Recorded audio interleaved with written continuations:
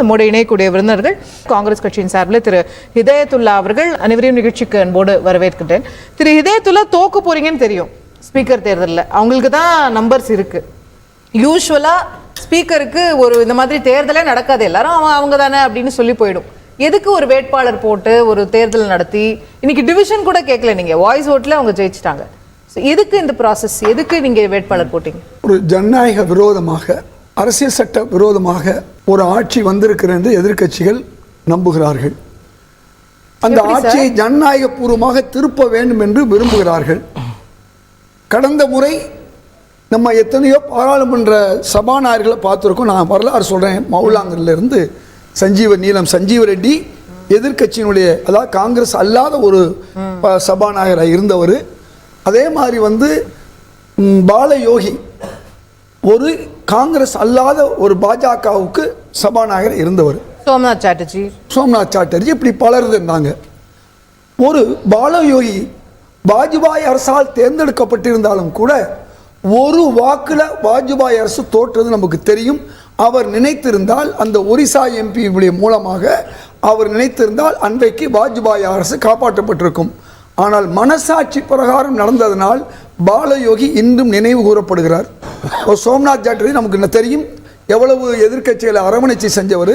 நீலம் சஞ்சீவ ரெட்டி ஜனதாவுடைய சபாநாயகராக இருந்தாலும் கூட அவர் ரொம்ப நேர்மையாகவும் எதிர்க்கட்சிகளை அரவணைத்து சென்றவர். இப்படி பல சபாநாயகர் இருந்த வரலாறுல ஓம் பிர்லா அவர்கள் ஒரு வியாபாரியாக இருந்து இந்த அளவுக்கு முன்னேறி வந்திருக்கிறாரு. அவர் பாராளுமன்றத்தில் நடந்துக்கிட்ட விதங்கள் நமக்கு தெரியும். நிதி மசோதா மட்டுமல்ல, பல்வேறு மசோதாக்களை எந்த விதமான கேள்வி கணக்குமின்றி நிறைவேற்றுவதற்கு உதவி செய்தார். 100க்கும் மேற்பட்ட பாராளுமன்ற உறுப்பினர்களை வெளியே அனுப்பினார். அது மட்டுமல்ல, பல்வேறு தவறுகளை செய்திருக்கிறாரு. எதிர்கட்சிக்கு நியாயமாக நடக்கலை, ஜனநாயக விரோதமாக நடந்திருக்காருன்னு அன்னைக்கு எல்லா பாராளுமன்ற உறுப்பினர்களும் பேசினாங்க. அப்படிப்பட்டவர் இந்த முறை ஒரு என்டிஏ கவர்மெண்ட்டுங்கிற நிலையில் வரும்னு எதிர்பார்த்த நிலையில் இன்றைக்கு அவருடைய பேச்சில் ஆரம்பத்திலேயே என்ன எதிர்பார்த்தார்? நீங்க ஏன் போட்டிட்டீங்க அத முதல்ல சொன்னீங்க. ஓம் பிர்லா மேல நிறைய விமர்சனம் வச்சிருப்பீங்க, நிறைய சொல்லுங்க, நமக்கு 1 hour டைம் இருக்கு. நான் கேட்கறது, தேர்தல் ஏன் நடக்குது? ஒருத்தர் தான் ஜெயிக்க முடியும், மீதி எல்லாம் தோக்க தான் முடியும். இல்லை ஏன் எல்லாரும் தேர்தல் நிற்கிறீங்க? பிஜேபியே எல்லாம் ஜெயிச்சிரும், காங்கிரஸே எல்லாம் ஜெயிச்சிரும். 400 இடத்துல காங்கிரஸ் ஜெயிச்சிருச்சு. அடுத்த தேர்தலில் பிஜேபி போட்டியிடே கூடாதுன்னு சொல்லி பிஜேபி என்னைக்காவது ஒதுங்குச்சா? தேர்தல் போட்டி போல சபாநாயகர் போட்டியை சபாநாயகர் போட்டி ரொம்ப ரேரா தான் நடக்குது. யூபிஏ ஆட்சியில பிஜேபியும் போட்டி போடல, பிஜேபி ஆட்சியில நீங்களும் போட்டி போடல கடந்த முறையில. இந்த முறை பண்றீங்களே, என்ன காரணம்னா ஒரு தற்காலிக சபாநாயகர் பெட்ரோன் சொல்லுவோம், அந்த தற்காலிக அந்த சபாநாயகருடைய பதவியை தாராளமா கொடுத்திருக்கலாம். எதிர்கட்சிகளுக்கு முன்னுதாரணம் பல இருக்கு. 8 முறை வென்ற கொடிக்குன்னில் சுரேஷுக்கு கொடுக்காம 7 முறை வென்றார். ஆரம்பத்திலேயே ஜனநாயக விரோதம், மக்கள் விரோதம், எதிர்கட்சி விரோதம், இப்படி ஒரு பாஜக அரசு செய்யும் போது அதை எதிர்த்தோம். சரி, பரவாயில்லை. ஏற்கனவே கரியமுண்டா என்று கூடிய பாஜகவுடைய உறுப்பினருக்கு நாங்க துணை சபாநாயகர் பதவி கொடுக்கிறோம் காங்கிரஸ் உடைய ஆட்சியில். அப்ப இந்த அளவுக்கு பரந்த மனப்பான்மை ஒரு பாராளுமன்றத்தில் இல்லை. என்னைக்கு பிரதமர் மோடி அன்றைக்கு ஆகிறதுக்கு முன்னால தன்னுடைய தலையை பாராளுமன்றத்தில் வச்சாரோ அன்றைக்கு ஆரம்பித்தது பாராளுமன்ற ஜனநாயகத்துடைய வீழ்ச்சி. அதை நாம தொடர்ந்து 10 ஆண்டுகளா பார்த்தோம். அப்ப ஒரு காங்கிரசும் பிற கட்சிகளும் எப்படி எதிர்கட்சிகளை மதிக்கிறது என்ற ஒரு இல்லாத ஒரு சூழல்.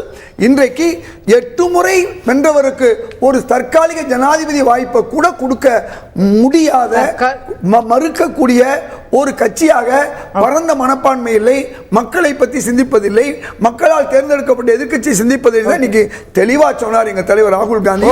சபாநாயகரை அழைத்த ஆசனத்தில் அமர வைத்த அவர் என்ன சொன்னார் அப்படின்னு சொன்னா, இன்றைக்கு ஆளுங்கட்சி ஆட்சி அதிகாரத்தில் இருக்கலாம், ஆனால் மக்களுடைய குரல்களை பிரதிபலிக்கக்கூடிய எங்களுக்கு நீங்கள் முக்கியத்துவம் கொடுக்க வேண்டும், எங்களுக்கு பேசுவதற்கு வாய்ப்பு கொடுக்கிற மாதிரி இன்னைக்கு என்னென்ன ஒரு சபாநாயகர் செய்யணுமோ அந்த மாதிரி ஒரு அறநீதியை சொல்லி இருக்காரு திரு ராகுல் காந்தி. எந்த அளவுக்கு சொன்னா, தான் பதவியேற்பு நேரத்தில் கூட ஒரு சாதாரண ஒரு உதவியாளரை கை கொடுத்து போனது இன்னைக்கு உலகம் பாராட்டுது அப்படின்னா மக்களுடைய குரலாக இன்னைக்கு ராகுல் காந்தி இருக்கார்.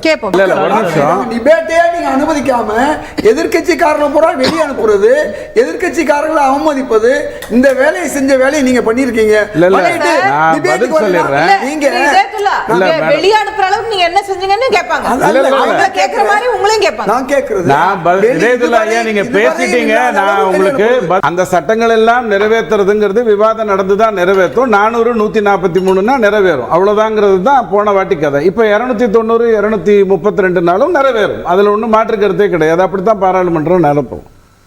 காங்கிரஸ் தன்னுடைய கட்சி உறுப்பினர் அது நிதி மசோதா கூட நாட்டு மக்களை பாதிக்கக்கூடிய விஷயத்தை கூட நாங்க எங்க இஷ்டத்துக்கு தான் பண்ணுவோம் அப்படின்னு விவாதத்தை நான் கடத்த விரும்பல. விவாதத்தை நான் கடத்த கவுந்தாலும் ஆட்சி கவுந்ததுதான். அத மாதிரி அவங்ககிட்ட ஒரு எம்பி கூட தான் அவங்க நிறைவேற்ற முடியும்னு சொல்றாரு. ஒரு மசோதா இல்ல, ஸ்டாண்டிங் கவுன்சில் இதுவரை 5 விழுக்காடு. இதுக்கு முன்ன எவ்வளவோ பார்லிமெண்ட்ல ஒவ்வொரு விவாதத்துல பிரச்சனை வந்தா அது மாதிரி போகும். அதுவும் இல்லாம சீட்டு குலுக்கி போட்டு ஒழுங்கா கணக்கு பண்ணியிருந்தீங்கன்னா மமதா மேடம் அந்த பக்கமா ஓடி இருப்பாங்க, சரத்பவார் ஐயா இந்த பக்கமா ஓடி இருப்பாரு, உத்தவ் தாக்கரே எங்க ஓடுறதுன்னு தெரியாம நின்றுருப்பாரு. நீங்க மொத்தமே 150 சீட்டு கூட வாங்கியிருக்க முடியாதுங்கிற விஷயத்தை பத்தி நீங்க நம்ம பேசுறோம். கௌரவ தோல்வியா, கௌரவ தோல்வியா, இது என்ன கேள்வி? மம்தா பானர்ஜி அவர்கள் நாங்க ஆதரவு கொடுப்போம் அப்படின்னு சொன்னாங்க, சரத்பவார் அவர்கள் ஆதரவு கொடுப்போம்னு சொன்னாங்க. நாங்க ஓடுறோம் சொல்ல, பல ஆயிரம் மக்களுக்கு முன்னால பொய்ய சொல்லாதீங்க. சரிங்க. ஏங்க காங்கிரஸ் தன்னுடைய எம்பிசி சஸ்பெண்ட் பண்ணிருக்கு தெரியுமா? ஆந்திரா பிரிவினை நடந்த பொழுது, பிரிவினை நடந்த போது பண்ணிருக்கு. இதெல்லாம் அதாவது காங்கிரஸ் செய்யாது. ஒண்ணுக்கு ஒண்ணு நீங்க பதில் சொன்னீங்கன்னா நீங்க சொன்ன கதைக்கெல்லாம் நான் பதில் சொல்லணும். பார்லிமெண்ட்ல பெப்பர் ஸ்ப்ரே அடிச்சா யாரா இருந்தாலும் சஸ்பெண்ட் பண்ணுவாங்க. நீங்க சொல்ற ஆந்திரா எம்பியை அப்படிதான் சஸ்பெண்ட் பண்ணாங்க. நாளைக்கு அப்போ அத காங்கிரஸ் இத நர்ஸ் சரியான ஒரு விஷயம் நீங்க பார்க்க மாட்டீங்க. தங்களுடைய சொந்த எம்பியா இருந்தாலும் பெப்பர் ஸ்ப்ரே அடிச்சா சும்மா விட்டுருவோம்னு சொல்லலையா? இந்த அராஜகங்கள் எல்லாம் கூட அப்போல்லாம் கூட டெபுட்டி ஸ்பீக்கர் அப்போசிஷனுக்கு கொடுக்கப்பட்டது. வாஜ்பாய் கொடுத்தாரு, அதுக்கு அப்புறம் மன்மோகன் சிங் கொடுத்தாரு. நீங்க 10 வருஷம் கரியா முண்டா வந்து டெப்டி ஸ்பீக்கரா உங்க டெப்டி ஸ்பீக்கர் இருந்திருக்காரு. ஆனா இன்னொருத்தருக்கு கொடுக்கணும் போது மனசு வர மாட்டேங்குது. இங்க பாருங்க, நம்ம திரும்ப ஒரு விஷயத்தை என்ன பேசிட்டு இருக்கோம்னா, இந்த டிஸ்கஷன் என்டையரா டெபுட்டி ஸ்பீக்கர் பத்தி தான். நான் 2 வரியில உங்களுக்கு ஸ்பீக்கர் டெபுட்டி ஸ்பீக்கர் நான் 2 வரியில உங்களுக்கு பதில் சொல்லிடுறேன். போன 5 ஆண்டு காலம் டெபுட்டி ஸ்பீக்கர் இல்லாம தான் இந்த பார்லிமெண்ட் அது விதி மீறல். இல்ல நான் பதில் சொல்லிடுறேன் முழுசா. ஜனநாயக மீறல். ஐயா நான் வந்துறேன். நாம தான் சூடு அதான் சொல்லிட்டு இருக்கோம். நான் தான் ஈவிஎம்ல சூடு வச்சு ஜெயிச்சிட்டேன்ல. நீங்க தான 40க்கு 40 சூடு வைக்காம ஜெயிச்சீங்க. இப்போ நீங்க அப்புறம் நீங்க அத பத்தி பேசலாம். தொகுதிகள்ல சூடு வச்சு தான் ஜெயிச்சா. அத தாண்டி பல தொகுதியாது. நாங்க சில பல தொகுதிகள்ல என்னாச்சு? நீங்க 10% சூடு வச்சா நாங்க 15% வந்தா நாங்க ஜெயிக்கிறோம். நீங்க ஜெயிச்ச இடம்லாம் சூடு வச்ச இடம், அவங்க ஜெயிச்ச இடம்லாம் வைக்காத சூடு பட்ட இடம். அப்படி மாத்தி இருக்கும். அது சூடு பட்ட இடம். அப்படி மாத்திக்கோ. சரிங்க, நான் தொடங்கிய பிரச்சனைக்கு வந்துறேன். நீங்க கவிதை மாத்திராதீங்க. இல்லங்க, நேத்துக்கு விவாதிச்சது வந்து ஸ்பீக்கருக்கு வாங்க கன்சென்சஸா பண்ணுவோம். ஏன்னா இந்த நாடு மிகப்பெரிய நாடு, பலம் பொருந்திய நாடு அப்படின்னு இந்த உலகத்துக்கு தெரியணும். When the consensus favors you, you want a consensus.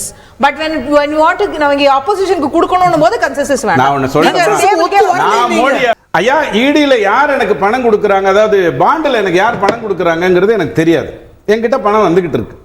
ஆனா நீங்க என்ன பண்றீங்கன்னா, நான் யார் போய் ஈடிக்கு தெரியும். பாருங்க, எஸ்பிஐங்கிறது ஒரு என்டிட்டிக்கு தெரியும்னா கவர்மெண்ட்டுக்கு தெரியும். இல்ல, அது இந்திரா காந்தி காலத்துல அப்படி இருந்ததனால தான் நேஷனலைஸ் பண்ண வேண்டிய அவசியமா உங்களுக்கு வந்தது. அது பேங்க் நேஷனலைசேஷன் தனியா பேசுவோம். இங்க அப்படி கிடையாது. எஸ்பிஐனா அது நல்லதா கெட்டதான்னு பேசிரல. இல்ல, நல்லதுதாங்க. நேஷனலைஸ் பண்ணது நல்லதுதான். ஏன்னா 41 பேங்க் டிவால் ஆயிட்டே இருந்தது ஒரு வருடமும். அப்ப அவங்க அந்த இத பண்ணாங்க. அதுல ஒண்ணும் தப்பு இல்ல. இந்திரா காந்தி நல்லது பண்ணிருக்காங்கல்ல. அப்போ இது பாருங்க, இதயத்துல நிறைவு கருத்து முடிக்கணும். நல்ல ஒரு பொய் மூட்டைகளை அழுத்து விடுறாரு, காமெடி அடிக்கிறாரு. பரவாயில்ல, நல்லா இருக்கட்டும். எனக்கு புரியல, காமெடி புரியாதான் சொல்றேன். மக்களுக்கு புரியல. ரவிச்சந்திரன் எப்ப பேசலாம் அப்படிதான் இருக்கு. அது இருக்கட்டும். இப்ப தம்பி சொன்னாரு அரசியல் சட்டம். அரசியல் சட்டத்தினுடைய அடிப்படையை முதல் புரிந்து கொள்ளணும். அரசியல் சட்டம் ஏற்றும் பொழுது அதுல சட்ட திருத்தம் செய்யலாம் பண்ணதுதான். எதுக்கு திருத்தணுங்கிறதா முக்கியம்.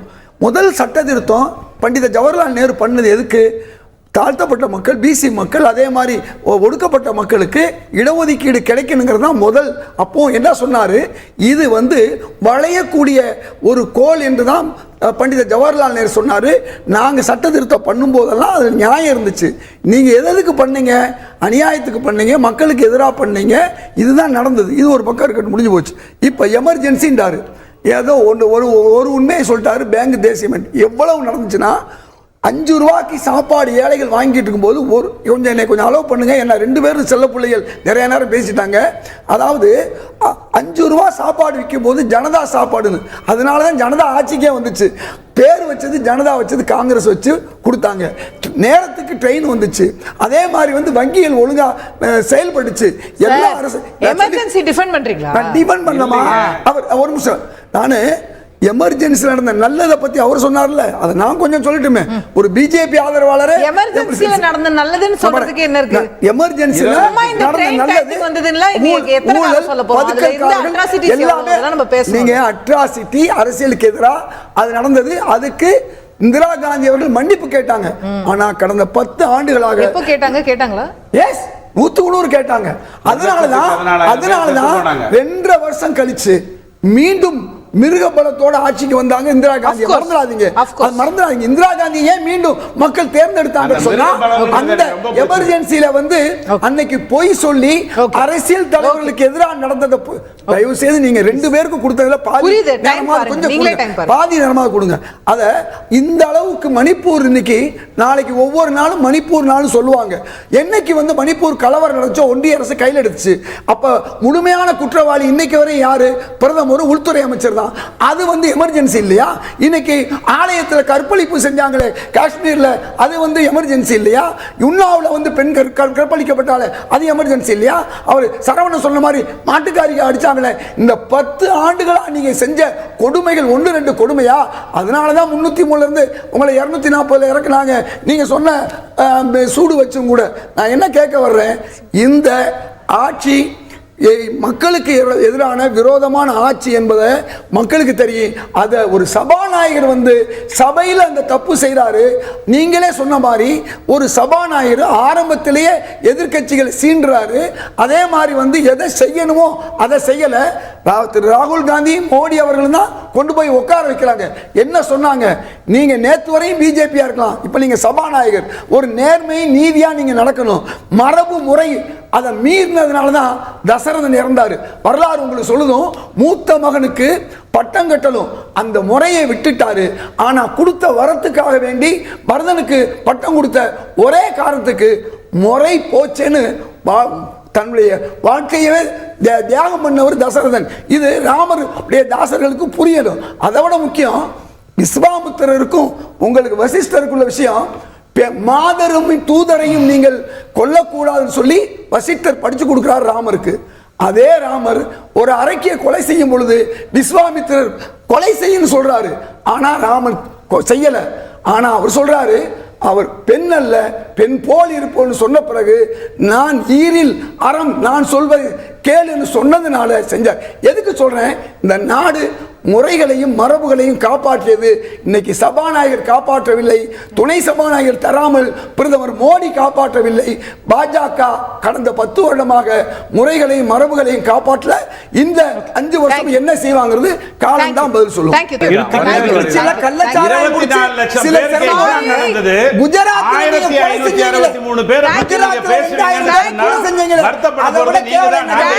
நிகழ்ச்சியத்தோடு நிறைவு செய்தாக வேண்டும். நமக்கு நேரம் இல்லை. பங்கேற்று கருத்துக்கள் தெரிவித்த நால்வருக்குமே நன்றி. பார்த்தவங்களுக்கும் நன்றி. நேயர்களே வணக்கம்.